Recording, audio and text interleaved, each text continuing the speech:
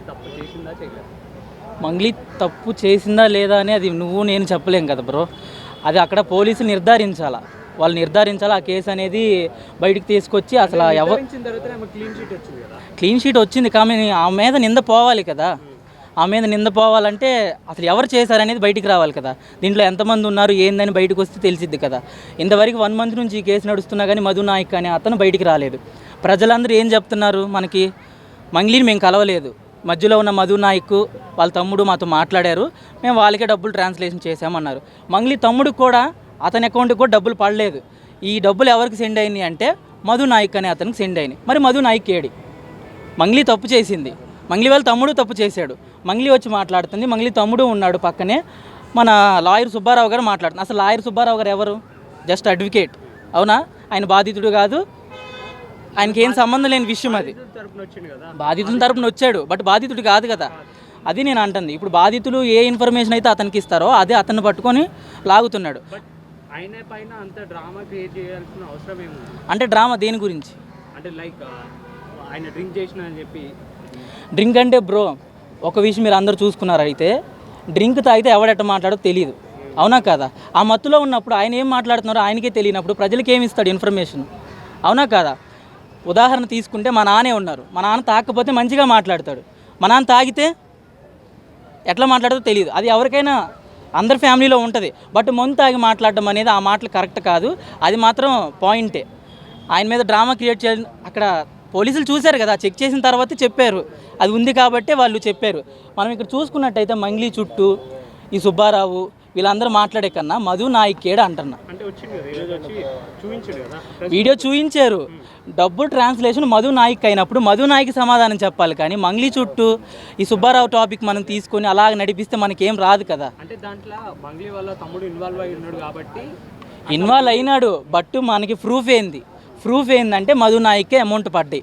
బాధితులు ఏం చెప్తున్నారు, వాళ్ళు ఉన్నారు కానీ మంగ్లీ లేరని వాళ్ళు కూడా అదే చెప్తున్నారు, అవునా కదా. ప్రజలు కూడా అదే చెప్తున్నారు, మంగ్లీని మాకు ఎప్పుడు కలవలేదండి, రిబ్బన్ కటింగ్కి వస్తారు అనగానే ఈ 300-400 మంది జనము డబ్బులు పెట్టారంట.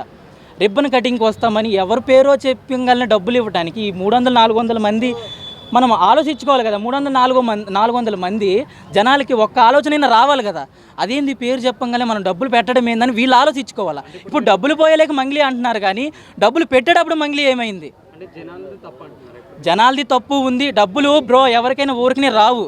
నువ్వు 5 లక్షలు నేను పెట్టానని మీడియా ముందుకు ఏడిస్తే సరిపోదు. డబ్బులు పెట్టే రోజు కూడా నువ్వు ఏడవాలా, నేను ఇంత పెడుతున్నాను నాకు ఇంత వస్తుంది అనగానే నువ్వు ఇంప్రెస్ అయ్యావు. నేను అనేది ఒక్కరికి రాదు ఆ మైండ్, ఇద్దరికి రాదు. 400 మంది 500 మంది డబ్బులు పెట్టినప్పుడు వాళ్ళకి రావాలి కదా, ఆ మైండ్ రావాలి కదా. మంగ్లీని మేము చూడలేదు, మంగ్లీతో మేము మాట్లాడలేదు, మరి మేము ఎలా డబ్బులు పెడతాము అని అడగాలి కదా ఒక్కళ్ళైనా. కానీ గుడ్డిగా నమ్మి మధు నాయక్కి డబ్బులు ఇచ్చారు. ఆ మధు నాయక్కి ఇన్ని రోజులు రాలేదు, ఇప్పుడు వచ్చాడు మధు నాయక్ అనేది. ఇన్ని రోజులు ఎందుకు రాలేదంటే వాడి అనుకో ఏదో ఉంది మధు నాయక్ వెనక, అందుకే బయటికి రానిలేదు. అంటే ఇప్పుడు మీరు చెప్పిన దాని ప్రకారం ఏంటంటే ఒక మూవీలో డైలాగ్ ఉంటాయి కదా, మోసం చేసేవాడి కాదు తప్పు, మోసపోయేవాడిది. అంతే మరి, ఆ రకంగానే ఉంది. మోసపోయేవాడిదే తప్పు బ్రో. నువ్వు ప్రశ్నించాలి. ఇప్పుడు ప్రజలు ప్రశ్నించాలా, ఒకళ్ళైతే మనం ప్రశ్నించాల్సిన అవసరంలా. ఇదే 200 కోట్లు ఒక్క మనిషి డబ్బున్న మనిషి పెట్టాడే అనుకుందాం, పెడితే అప్పుడు ఖచ్చితంగా మంగ్లీని కల్పించాలా. 200 కోట్లు ఒక్కడ పెడితే ఇప్పుడు 400 మంది జనం పెట్టారు కాబట్టి 400 మందికి మంగ్లీని కల్పించలేరు కదా. ఈ ప్లాన్తో వెళ్ళారు. ప్లస్ మంగ్లీ కూడా బంజారే, ఈ డబ్బులు మధు నాయక్ ఎవరైతే ఫ్రాడ్ చేశాడో అతను బంజారే, మోసపోయిన ప్రజలు బంజారే. ఈ బంజారా ఫ్యామిలీ ఏదైతే కంబైండ్ అయిందో అందుకు మంగ్లీని లాగడం జరిగింది. ఇంతమంది సెలబ్రిటీస్ ఉన్నారు, వాళ్ళ గురించి రాలేదు, మంగ్లీ గురించి ఎందుకు వచ్చింది అని అంటారు. మంగ్లీ గురించి ఎందుకు వచ్చిందంటే మధు నాయక్ ఈ శివ నాయక్, మంగ్లీ వాళ్ళ తమ్ముడు ఎవరైతే శివ ఉన్నాడో ఈ మధు నాయక్ అనేది ఫ్రెండ్.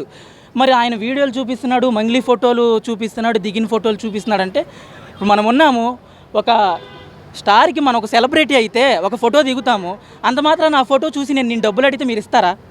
ఇవ్వరు కదా. ఇది కూడా అంతే. ఇప్పుడు మధు నాయక్ ఎవరైతే ఉన్నారో ఒక ఫోటో దిగి జనాలందరికీ చూపించి, ఒక వీడియో చూపించి, మా అక్కే మా ఇదిగో వాళ్ళ తమ్ముడు అని చెప్పి చూపించి డబ్బులు ఇచ్చారు. ఇక్కడ చూసుకుంటే మంగ్లీ హస్తం ఏమో ఉందో లేదో మనం చెప్పలేం. బట్ మధు నాయక్ రావాల బయటికి. ఈ మధ్య కూడా ఏదో వీడియో రిలీజ్ అయినట్టుగా ఉంది, మంగ్లీకి దీనికి ఏం సంబంధం లేదని మధు నాయక్ చెప్పారని. అంటే దీనివల్ల మంగ్లీ రెప్యుటేషన్ మొత్తం పడిపోయింది కదా, ఇమేజ్ అయితే డ్యామేజ్ అయిపోయింది కదా. దీనివల్ల ఈ ఒక్క ఇన్సిడెంట్, పర్టికులర్ ఇన్సిడెంట్ వల్ల అవును రెప్యుటేషన్ పడిపోయింది, ఇమేజ్ డ్యామేజ్ అయింది, అంత ఫేమ్ అంతా కూడా పోయింది కదా ఈ ఒక్క ఇన్సిడెంట్ వల్ల. దీనికి బాధ్యత ఎవరు వహిస్తారు? దీనికి ఎవరు వహిస్తారంటే అది వాళ్ళకే తెలియదు. సుబ్బారావు గారు వచ్చారు, దాని ముందు మీడియా ముందుకు వచ్చారు. కేసు ఇంకా తెలియదు కాబట్టి మనం తప్పుగా మాట్లాడడం కరెక్ట్ కాదు. వాళ్ళు వచ్చారు, వాదించాడు, నాకు మంగ్లీ ఫోన్ చేసింది అంటున్నాడు, నన్ను బెదిరించింది అంటున్నాడు, అన్నీ చేస్తున్నాడు.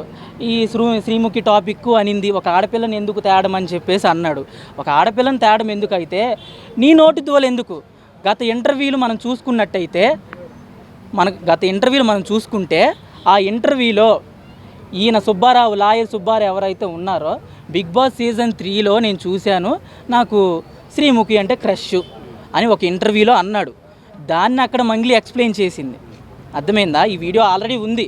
బట్ ఆమె ప్రైవేట్గానైతే ఆయన కలిసి అయితే అనలేదు, ఒక ఇంటర్వ్యూలో మాట్లాడి ఆయన్ని కలిసిందని ఆమెతో అన్నాడని ఆమె చెప్పలేదు. అక్కడ ఏమనిందంటే ఆయన ఫేమస్ అవ్వాలని ఉద్దేశం ఆయనకు ఉంది.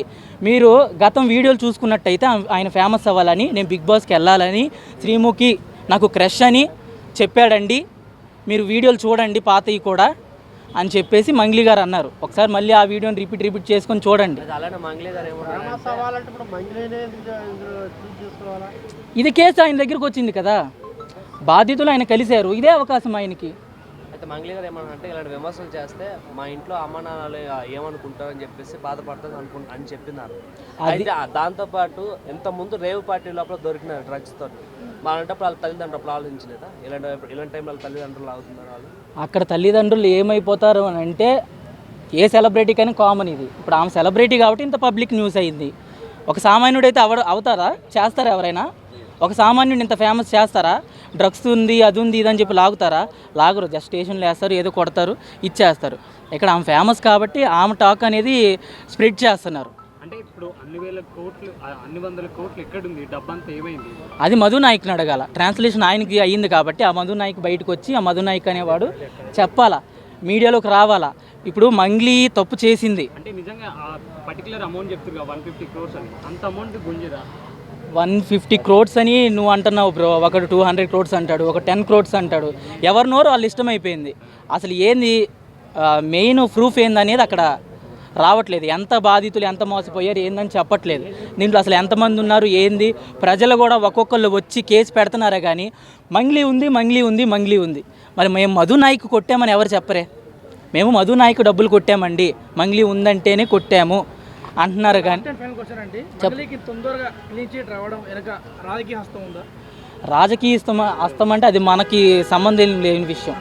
రాజకీయ హస్తాలంటే అది ఎవరికైనా ఫేమస్ అయిన వాళ్ళకి ఉండదో మనం చెప్పలేం బ్రో. దానికి అర్థమైంది. దీనికి వచ్చిందంటే పోలీసులు కూడా వీజీకి ఇచ్చాడు కదా. ఎంత సీఎంకైనా కానీ తప్పు చేస్తే తప్పదు ఎవరికైనా కానీ, పెద్దోళ్ళకే తప్పదు. మంగ్లీ అంతా జస్ట్ సింగర్, ఎంత రాజకీయ బలం ఉన్నా కానీ అవుద్ది. ఇప్పుడు అంతా అయిపోయాక ఆయన దొరికే టైంకి మళ్ళీ ప్లేట్ పిడాంచడం ఏందనేది అర్థమవుతలేదు. ఇప్పుడు చెప్పుకొచ్చేది ఏంటంటే, చిన్నగా ఉన్నప్పుడే బయటికి రాకముందే సార్ట్అవుట్ చేసుకోవాలి. అంత వచ్చినాక మీడియాలోకి వచ్చినాక నువ్వు మళ్ళీ ఇప్పుడు ఉల్టా చేస్తా అంటే దేనికి మంచిది? నీ తమ్ముడు తప్పు చేసిండని ఎండ్ ఆఫ్ ద డే నీకు పిచ్చ క్లారిటీ ఉంది. మళ్ళీ ఈ ముఖం తప్పు చేసే ముఖమా, ఈ ముఖం ఆ ముఖమేనా అని ఇలాంటి ఎందుకు పత్తాపరాలు చేస్తారో అర్థమవుతలే. ఎండ్ ఆఫ్ ద డే వాళ్ళందరినీ కొనేస్తారండి, కొనే కేటగిరీ వాళ్ళంతా.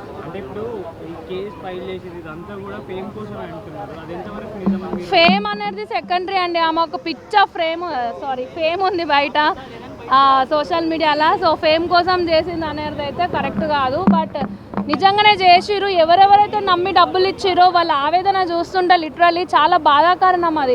బికాజ్ వాళ్ళు ఎంత కష్టపడి ఎండన్నగా వాననగా ఎక్కడంటే అక్కడ కష్టపడి వాళ్ళు రూపాయి దాచుకొని వాళ్ళకి నమ్మి చిట్టీలకి ఏదో వేస్తే వాళ్ళు ఎండ్ ఆఫ్ ద డే ఇలా మోసం చేయడం అనేది కరెక్ట్ కాదు. సో ఓకే, స్కామ్ చేసింది తమ్ముడు కాబట్టి తమ్మునికి మధ్యలో ఎందుకు వస్తుంది? మరి ఈమెకే సంబంధం లేదు. ఎందుకు రావట్లేదు? ఈ ముఖం మా ముఖమేనా మీడియా ముందే క్లియర్గా చెప్పింది. మా మీద ఎందుకు వాడు ఏడుస్తుర్రో మాది తెలియట్లేదు అన్నది కదా. వీడియోలు ఉన్నది వాళ్ళ తమ్ముడు కాదు, జస్ట్ ఫోటోలో మట్టుకున్నది వాళ్ళ తమ్ముడు అని చెప్పి లాయర్ సుబ్బరాజు కూడా మాట్లాడింది కదా. అవును, అదే చెప్పుకుంటూ వచ్చింది. మరి ఆ వీడియోలో లేని అతను ఫోటోలో ఎలా ఉన్నాడు? ఫోటో అక్కడ ఎట్లా వచ్చింది? ఫోటో తను ఎందుకు ఉన్నాడు అక్కడ? మరి అది ఆయన ఫోటో ఎందుకు ఉన్నది? ఎందుకు కనిపిస్తలేదు? చాలా డిఫరెన్స్ ఉంది అది ఏ కంటెంట్ ఎన్నైనా మనం చెప్తున్నా బోల్తా కొట్టుకోవచ్చు. మేబీ ఏం చెప్పలేమండి వాళ్ళ. నేనైతే అగెన్స్టే ఉంటాను మంగ్లీకి, బికాజ్ వాళ్ళ తమ్ముడు చేసింది రాంగ్. ఎందుకంటే బయట పబ్లిక్ అంటే ఎవరైతే నమ్మి డబ్బులు ఇచ్చిరో వాళ్ళైతే అబద్ధం చెప్పారు కదా, మోసపోయిన వాళ్ళు. చేసిన వాళ్ళ తమ్ముడా వాట్ ఎవర్ అండి, మనకు సంబంధం లేదు. బట్ టాక్ అయితే వాళ్ళ మీద వచ్చింది, నష్టపోయింది పబ్లిక్. కాబట్టి న్యాయం అనేది జరగాలి.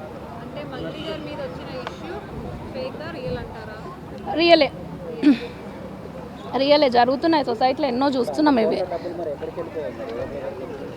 అదే మనకేం తెలుసు, నా దగ్గర అయితే దాచిపెట్టలేరు. నా దగ్గర దాచిపెడితే నేనైతే ఇస్తుండే, అమ్మో నన్ను దొరుకుతా అని. కానీ నా దగ్గర అయితే పెట్టలేరు. మరి చెప్తా, కనుక్కుంటా. నెక్స్ట్ మంగ్లీ ఫోన్ చేసి ఎక్కడ పెట్టరో చెప్తే మన తమ్ముడు ఉన్నాడు, తమ్మునికి ఇద్దాం, కొన్ని సెట్ చేస్తాడని చెప్తా. స్మైలీకి అయితే ఇచ్చేస్తా.